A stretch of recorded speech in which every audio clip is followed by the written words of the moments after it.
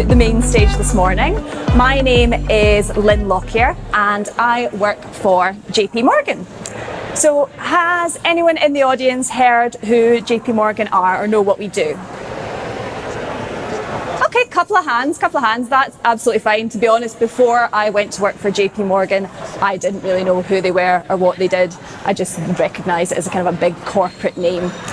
JP Morgan, we are a worldwide investment bank and we have offices in the UK in Bournemouth, London and our tech hub in Glasgow.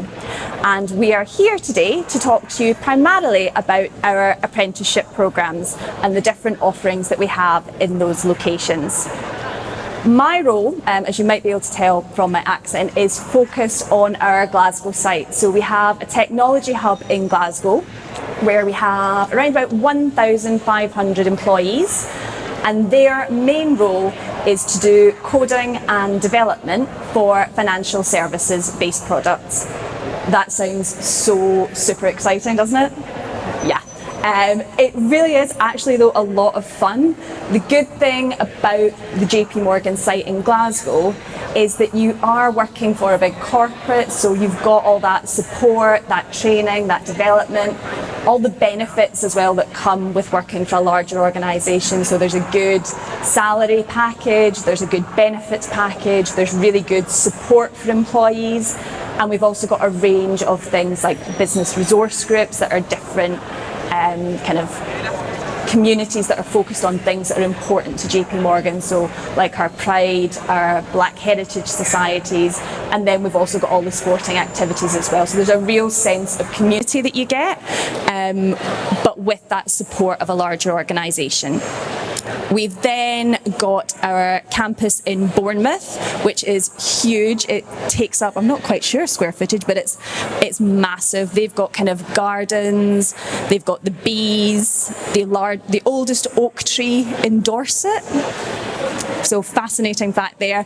And then we've got our offices in London with the headquarters in Bank Street, which is where Thea works.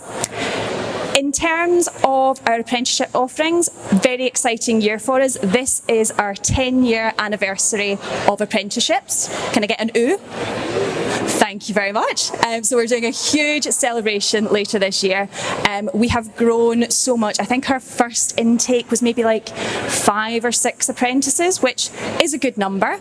This year we are up to 135. So it's a massive growth over that 10-year period.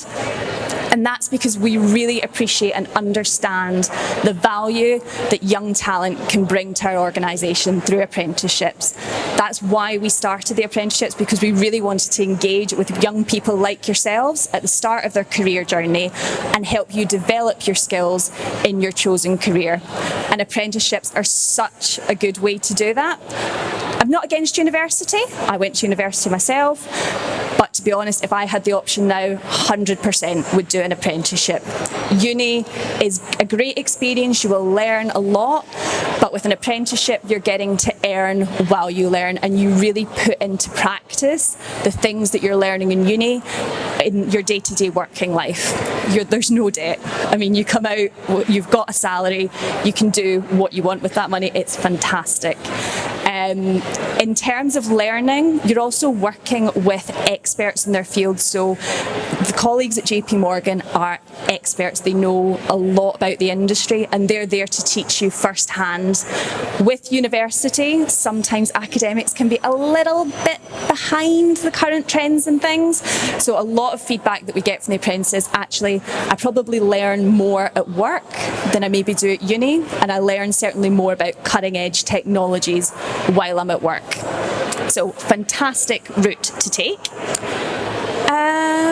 What I'm going to do, I am going to pass over to Thea to walk you through. So I am not a specialist on the financial services side of things. Coming from a tech hub, I can talk to you about the software engineering programs, but I'm going to throw over to Thea to give you a little break from me, and she will run you through financial services, and then I'll close off a little bit with a focus on the technology programs. Hi guys, as Lynne said, my name's Thea. I am a second year apprentice currently and I do financial services. I'm based in London. So I'll sort of talk you through what the programme is and why I chose it and what I think of it. So essentially it's a 4-year programme. You leave the programme with a degree from Exeter University, level 4 CISI qualifications, your level 1 CFA qualification, and then like your actual apprenticeship qualification as well. So you get quite a lot out of it in those 4 years. It goes without saying it is hard work. Like, I know we always stand and sing its praises, and I do agree. You have no debt, you get work experience, you get a degree, but obviously doing them at the same time is challenging. So I think that's one thing you have to remember when you're applying, is it's not like an easy route as maybe like you're led to believe. So you work for 4 days in office with your team, and then you have 1 day which is like dedicated just to study. You don't log in at all. You have your lectures, you'll have what we call master classes, which is when it's like a day worth of lectures. At the end of every single module you have an exam and an assignment based on what you've learned, and that's kind of how we track our progress throughout the year. What else? In the first year, when you do your CISI, that's when you'd have like external exams alongside it, and then it dies down for a little bit before you sit the CFA in your final year. The reasons why I chose it and the reasons why I don't regret choosing it at all, like Lynne was saying, I have found that I've learned a lot more at work than I have at uni, just because finance by itself isn't the most exciting degree that you could probably take. I'm just going to be honest with you, but having like being able to break it up with going in and implementing what you're doing, or like kind of learning things that are a bit more current and being able to use that helps a lot. It means that it's less time sat at a desk just reading. You get to talk to people, you get to kind of understand what it is you're learning. I think especially as we were saying how big JP is, there's always going to be someone talking about something you're interested in. There's always going to be networking without realising you're doing it just by virtue of learning. It's a great way to get your name out there, to understand different aspects of how the bank works.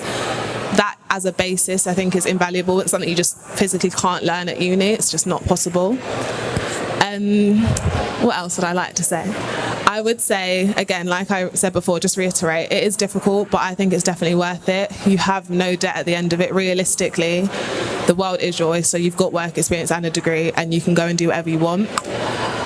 We don't say that you are guaranteed a job at the end of it, but the retention rate is very high just because of how big JP is. There's always something to go into. You can move abroad with work, you can move across locations. I know a lot of people that have just rolled off now have gone to Paris and Singapore, and they're like everywhere. So it definitely is an opportunity. Like Lynne said, I do the financial side, so in order to get onto our programme, it's 3 C's at A-level in any subject, so it's probably one of the most lenient apprenticeships you're going to find out there, and to be able to go to Exeter University with 3 C's is like unheard of, so that's another bonus I'd say. I think tech is a bit more difficult. I think it's about 3 B's, so just keep that in mind if you're doing tech, and you'd have to have a maths or a computer science, and they also specialise. The last thing I want to say is that we don't specialise with our degree, you just get it in applied finance across the board, but we also do follow the CFA like with our modules, so you do get like a wide range of things that you study. So for example, I just did ethics, then I did financial reporting, I'm about to do economics now, so it isn't just like as dull as I made it sound before. But yeah, so I'm going to pass back to Lynne to talk about tech, and then we're based kind of near the front over there, so if there's anything I've missed out on or any questions you have, you can come by and ask us a bit later. Thank you. Awesome, thank you, Thea. So yeah, the tech programmes, so we offer those in London, Bournemouth and Glasgow. The entry requirements for that programme, you're looking at BBB at A-level, and in London and Bournemouth you'd be studying at the University of Exeter. Should you wish to come and join me in Glasgow, lovely new office opening next year, is just a selling point, you would need at Scottish higher level, it is 4 B's including a science-based subject or maths, so that works out equivalent at your A-levels, a BBB, but you would need a science-based subject. And that is studying at the University of Strathclyde.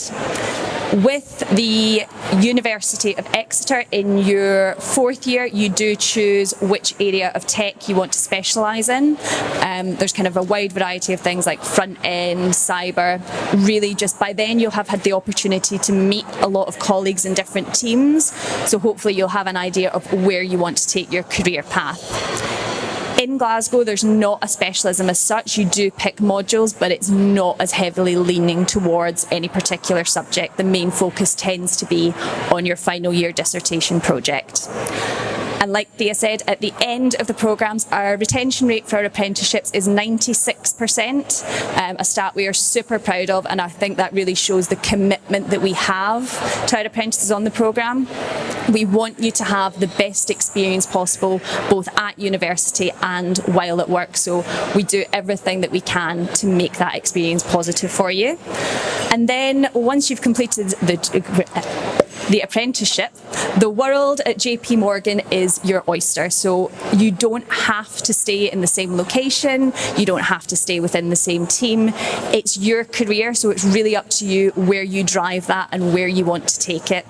The options for travel are there. You can move internally. You can also do, I've seen a lot of people do secondments as well, so it's shorter term assignments where they'll move into different teams to try something out to see if it's right for them before making permanent moves, because you don't want to move yourself all the way to Singapore and then realise, oh, actually, lifestyle here is not what I'm looking for. So you could do something for 6 months to try it out and see what's right for you. Other big headline that I really want to get out to you is the opening dates for our programmes. So they are competitive programmes, but don't let that put you off. We opened for applications normally in October, November time, but to get the exact date, if you swing by our stall, which you'll see, we've got a lovely big wraparound banner there, we'll give you a leaflet, and on the back of that are details to register with our talent network.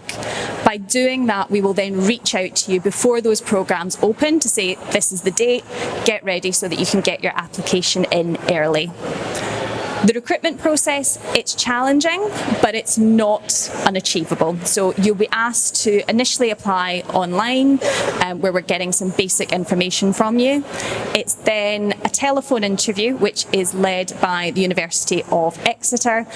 And that's really just a bit of a fact-finding to make sure that you're suitable for the programme and you have a basic understanding of what you've applied to. You would then come along to one of our assessment centres. I can't give too much away, but it's basically a series of group exercises. And what I would always say about the group exercise, we're not looking for you to maybe solve the problem that we present you with. It's all about the steps that you follow while you're in that exercise. So don't ever get too focused on, oh, we need to get this right. Think about how you're interacting with others in your group. And then the final stage is our insight evening, which is kind of like large-scale networking interviews. So big, huge space, kind of like this, and there'll be a lot of our senior colleagues from JP Morgan there, and you then get the opportunity to have quick interviews with them. So it's a great way of meeting lots of different people, for them to meet you and understand if you're the right fit for them, and also if we're the right fit for you, because it's absolutely fine to come along to these assessment events and think, do you know what, that's not for me. That is absolutely fine. Take as long as you like. Make sure you come to as many events like this as you can to explore your opportunities so that you find the best career option for you. That has covered the whistle-stop tour of apprenticeships at JP Morgan. So thank you so much for coming along and listening to us. If you do wish to ask any more questions or have one-to-one interactions, please come along. We would love to see you. Thank you so much for your time.